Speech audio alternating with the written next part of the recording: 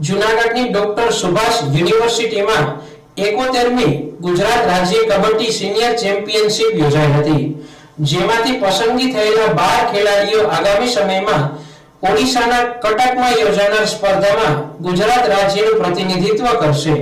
સ્પર્ધા દરમિયાન ગુજરાત રાજ્યની અલગ અલગ જિલ્લાની કુલ 29 ટીમોએ ભાગ લીધો હતો, જેમાં 348 ખેલાડીઓએ પોતાના જિલ્લાનું પ્રતિનિધિત્વ કર્યું હતું, જેમાં 58 કોચ અને મેનેજર પોતાની ટીમો સાથે ઉપસ્થિત રહ્યા હતા।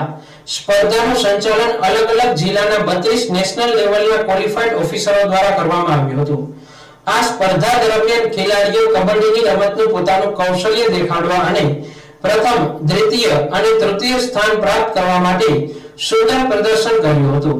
ડોક્ટર સુભાષ યુનિવર્સિટી દ્વારા વિજેતા ત્રણેય ટીમોને ટ્રોફીઓ દ્વારા સન્માનિત કરવામાં આવશે।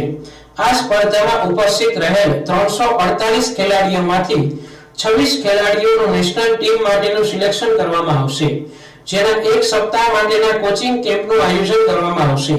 કોચિંગ કેમ્પનું આયોજન નેશનલ લેવલના કોચના દેખરેખ હેઠળ રહેશે અને તેમાંથી 12 ખેલાડીઓ પસંદ થઈ કટક એટલે કે ઓડિશામાં તારીખ 20/2/2025 થી 23/2/2025 દરમિયાન નેશનલ ટીમનું ગુજરાત રાજ્યનું પ્રતિનિધિત્વ કરશે।